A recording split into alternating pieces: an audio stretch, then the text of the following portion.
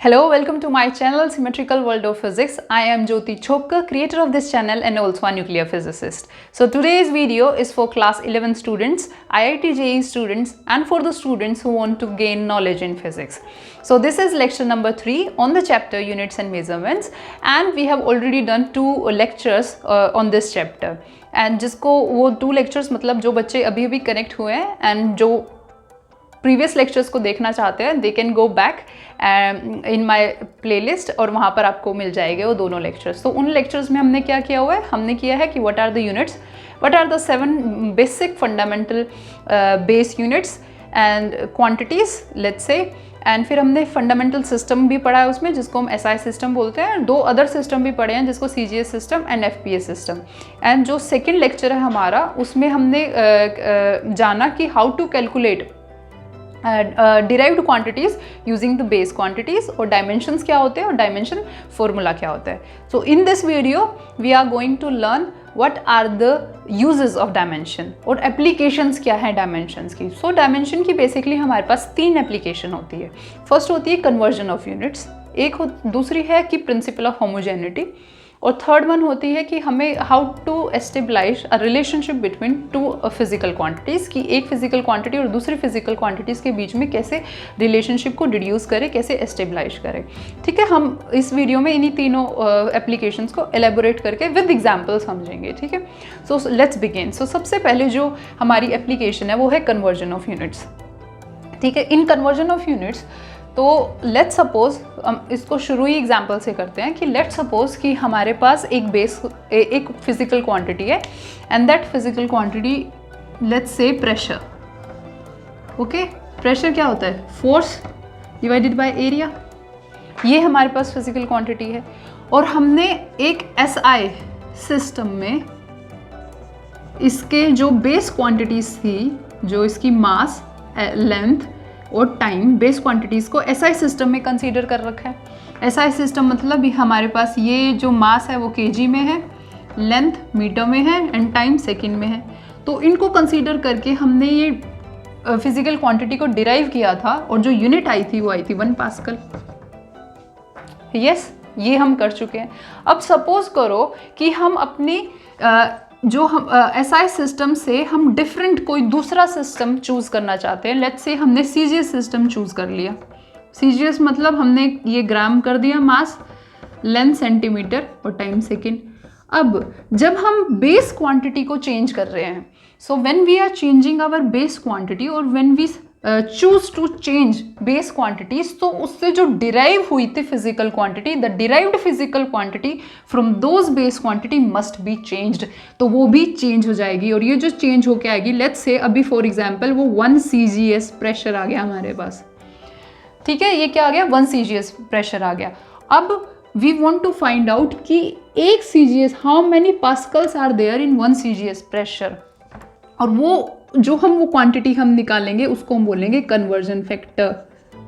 ठीक है, सो इसमें जो कन्वर्जन ऑफ यूनिट्स है इससे हम फाइंड आउट कर सकते हैं कि कन्वर्जन फैक्टर क्या होगा जब हम अपनी एक बेस क्वांटिटी को डिफरेंट सिस्टम में चूज करते हैं, तो उससे जो फिजिकल क्वांटिटी डिराइव होती है तो उनमें कन्वर्जन फैक्टर क्या होगा। ठीक है, this we are going to learn using this application. तो हम अगर इस चीज़ को वर्ड्स में लिखना चाहे तो हम लिख सकते हैं कि dimensions can be useful in finding the conversion factor for the unit of derived physical quantity from one system to other. एक सिस्टम से दूसरे सिस्टम में फिजिकल क्वांटिटी को जब हम चेंज कर रहे हैं तो वहाँ पे क्या कन्वर्जन फैक्टर होगा, इसे फाइंड आउट करने के लिए हम एप्लीकेशन यूज़ कर सकते हैं। तो मेथड क्या होगा इसमें कि कैसे कैलकुलेट करना है कि हमारे पास लेट कर लिया हमने न्यूमेरिकल वैल्यू है n और उसके कोरस्पॉन्डिंग यूनिट हो गई u। तो जो प्रोडक्ट होगा according to this application, product of numerical value and its corresponding value is constant, that is हम कह सकते हैं कि nu जो है वो कांस्टेंट है। अगर ऐसा है, अगर n और u कांस्टेंट है तो इसका मतलब n1 u1 को हम n2 u2 लिख सकते हैं। ठीक है, ये समझने के लिए लेट्स सपोज करो कि जो डायमेंशन है कोई भी फिजिकल क्वांटिटी का वो A इन मास है, B इन लेंथ है और C इन टाइम है।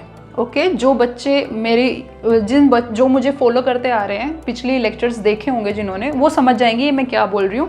लेकिन फिर भी अगर जिन बच्चों ने अभी ज्वाइन किया है उनके लिए मैं बता दूँ कि ये क्या लिखा है मैंने डायमेंशन। लेट्स हम कहाँ पर समझते हैं, लेट्स इसको रब कर देती हूँ। आई होप आप लोगों ने लिख लिया होगा, ठीक है। एग्जाम्पल मैं बोल रही हूँ कि हमारे पास एनर्जी है, एनर्जी को कैसे लिखते हैं हम, हाफ mv², ठीक है, ये एनर्जी हमारे पास। तो हाफ मास की को हम m से रिप्रेजेंट करते हैं, बेस क्वांटिटी से। वेलोसिटी क्या होता है, वेलोसिटी होती है डिस्प्लेसमेंट ओवर टाइम, ठीक है, डिस्प्लेसमेंट ओवर टाइम। तो ये क्या है, डिस्प्लेसमेंट ओवर टाइम का स्क्वायर। तो ये क्या होगा, इसका कोई कुछ नहीं होता, मास m हो गया, m1 कॉन्स्टेंट क्वांटिटीज को नहीं हम रिप्रेजेंट करते हैं, L2T - 2। So the dimension of energies are 1 in mass, 2 in length and -2 in time. और तो हम बोल सकते हैं कि जो ये 1, 2 और -2 है, ये डायमेंशन है एनर्जी के मास, लेंथ और टाइम में। और ये जो पूरा है m1 L2 T2 L2 T - 2, इसको हम बोलते हैं dimension formula. What is this, this is dimension formula. तो अब समझ में आया कि सपोज करो कि हमारे पास कोई भी एक डायमेंशन फिजिकल क्वांटिटी है जिसके डायमेंशंस जो है वो a इन मास है, b in length and c time में है। और let's say if the fundamental unit, एक सिस्टम की फंडामेंटल यूनिट है m1 L1 T1 और अनदर सिस्टम की फंडामेंटल यूनिट है m2 L2 T2, then what we can write कि n1 m1a L1a T1a equals to n2 m2a L2a T2 sorry L1b, क्योंकि length में b था, T1c, इसको हम लिख सकते हैं L2b T2c। ओके, सो हम ऐसे लिख सकते हैं और इसी इक्वेशन को यूज़ करके हम आगे सारे कन्वर्जन फैक्टर निकालते हैं। तो एक एग्जांपल देखते हैं कैसे हमने इस इक्वेशन को यूज़ किया है कन्वर्जन फैक्टर निकालने के लिए, ठीक है। वरना ये थ्योरेटिकली एप्लीकेशन, पहली एप्लीकेशन इतनी है। तो जो अभी हमने जो एप्लीकेशन पढ़ी है उसको हम एग्जांपल से क्वेश्चन करके समझते हैं कि कैसे कैलकुलेट करना है कन्वर्जन फैक्टर, ठीक है। तो हमारे पास ये क्वेश्चन है, इसमें दे रखा है कि जो वैल्यू है ग्रेविटेशनल कांस्टेंट की वो है 6.67 ×10⁻11 न्यूटन मीटर स्क्वायर पर kg स्क्वायर, SI यूनिट्स में गिवन है। हमें कैलकुलेट करना है, उसको कन्वर्ट करना है CGS सिस्टम ऑफ यूनिट्स में, ठीक है। तो वो करने के लिए क्या करना पड़ेगा, तो सबसे पहले हमें जब भी कन्वर्जन फैक्टर निकालना है तो सबसे पहले हमें डायमेंशन फॉर्मूला पता होना चाहिए उस फिजिकल क्वांटिटी का जिसका हमें कन्वर्जन करना है, ठीक है। तो G है मेरे पास। अब हम ग्रेविटेशन कांस्टेंट कैसे पता निकाल सकते हैं, हमें पता है कि ग्रेविटेशनल फोर्स क्या होता है, G mass of one object, mass of another object and the square of the distance between those two objects. तो यहाँ से हम G निकाल सकते हैं, gravitational force multiply m1 m2 divided by r square. अभी हम डायमेंशनल फॉर्मूला निकालने के लिए मुझे फोर्स का भी पता होना चाहिए। तो फोर्स क्या है, मास इनटू एक्सेलरेशन। मास क्या है m, एक्सेलरेशन को क्या लिखते हैं हम, change in velocity over time, और change in velocity over time को हम ये भी लिख सकते हैं डिस्प्लेसमेंट ओवर टाइम, तो टाइम का स्क्वायर। तो ये क्या हो गया, मास की जगह m, displacement l, time t square नीचे ऊपर आएगा -2। हमने ये पीछे वाली वीडियो में अच्छे से कैलकुलेट करना सीखा हुआ है, ठीक है। तो देखते हैं, तो ये हो गया हमारे पास m l t -2 और m वापस है एक यहाँ पर, ठीक है। तो ये हो जाएगा, ओहो, तो रुको, इससे पहले हम क्या कर सकते हैं, यहाँ से हम पहले g निकाला ना हमने, और ये गड़बड़ हो गया, ठीक है। g जो है वो हो जाएगा f r square m1 m2, ठीक है। तो अभी लिखते हैं, तो ये हो जाएगा m l t -2 r l square, एक मास नीचे एक और है, तो ऊपर जब हम इसे लेके आएंगे तो क्या होगा, 2 है, ऊपर जाएगा -2 1 m -1 l 1 है और 2 3 और t -2। तो ये हो गया मेरा डायमेंशन फॉर्मूला। तो अब इसे हम ऐसे लिख सकते हैं कि n1 जो अभी हमने पीछे इक्वेशन लिखी थी एप्लीकेशन में, m1 l1 t1 -2, सिमिलरली ये इक्वल हो जाएगा n2 m2 -1 l2 T2 -2। अब ये एक फंडामेंटल फिजिकल क्वांटिटीज के फंडामेंटल यूनिट्स है और ये दूसरी फंडामेंटल यूनिट है जो फंडामेंटल सिस्टम हमने कंसीडर किया हुआ है। तो यहाँ पे हमारे पास ये कौन सा फंडामेंटल सिस्टम है, SI, और हमें किस में कन्वर्ट करना है, CGS पे। यस, तो पहले N2, ये N2 ही निकालना है हमें। तो N2 को अगर हम यहाँ से निकालेंगे तो हम इसको ऐसे लिख सकते हैं M1 by M2 की -1, N2 M2 by M नीचे ले गए यहाँ पे डिवाइड में, ऐसे लिख सकते हैं। ये हो जाएगा यहाँ पे L1 by L2 की पावर 3 और T1 by T2 की पावर -2। अब देखते हैं SI सिस्टम में N1 की वैल्यू कितनी गिवन है, 6.67 इंटू 10⁻11। और मेरे पास मास कितना होता है SI सिस्टम में, 1 kg। और वहीं अगर मैं CGS सिस्टम का लिखूं, CGS सिस्टम में मास होता है 1 ग्राम। अगर इसको कन्वर्ट करना है तो 10⁻³ kg लिख सकते हैं हम लोग, ठीक है। L1 कितनी होती है, 1 मीटर। यहाँ पर L2 कितना है, 1 सेंटीमीटर। और इसको अगर उसमें लिखे 10⁻² मीटर। टाइम यहाँ पर भी सेकंड में होता है और यहाँ पर भी सेकंड में होता है। अब क्या करते हैं, ये वैल्यू पुट करते हैं यहाँ पे, ठीक है। करते हैं वैल्यू पुट। N2 हो जाएगा 6.67 इंटू 10⁻11 गिवन है। M1 है 1 kg, ठीक है। नीचे कितना है, 10⁻³ kg की वैल्यू -1। ये है 1 मीटर, नीचे कितना है, 10⁻² मीटर, L2 की पावर 3। T1 1 सेकेंड है, T2 भी 1 सेकेंड है की पावर -2। अब ये देखो kg, metre metre, second cancel out, ठीक है। तो ऊपर यहाँ पे क्या बचेगा, 6.67 इंटू 10⁻11, 10⁻³ ऊपर जाएगा +3, लेकिन -1 है तो उससे क्या हो जाएगा, 10⁻³ अगेन। यहाँ पे बचा -2, ऊपर गया +2, 2 इंटू 3 10⁻6। यस, और ये कितना होगा, सेकंड से सेकंड करके 1 है की पावर -2, कुछ भी हो तो 1 हो जाएगा। तो अभी क्या हो जाएगा, ये 6.67 N2 की वैल्यू 67 -11 -3 -14 और -14 + 6 कितना हो गया, 10⁻⁻8। यस, -8। और कितनी वैल्यू आ गई, ये होती है 9 सेंटीमीटर स्क्वायर पर ग्राम स्क्वायर।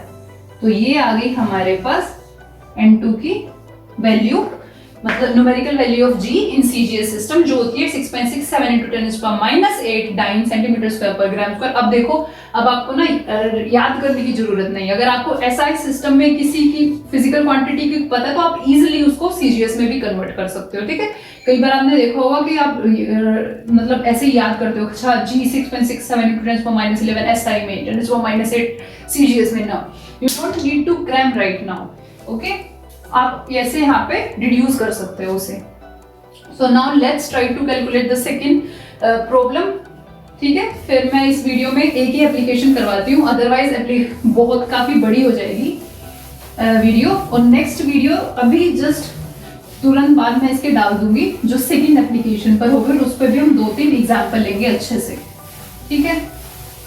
जिसने नहीं लिखा हो, मतलब रह गया हो लिखने से, प्लीज पीछे जाके या फिर पॉज करके लिख लेना वीडियो को। Okay, let's try to calculate second question. और मैं यहाँ पर एग्जाम्पल ज्यादातर HC वर्मा बुक के करवाती हूँ। क्वेश्चंस जो मैं यहाँ पे लेती हूँ HC वर्मा बुक के होते हैं, ताकि हमारा लेवल मेंटेन रहे IIT एंड JEE की प्रिपरेशन के लिए भी, ठीक है।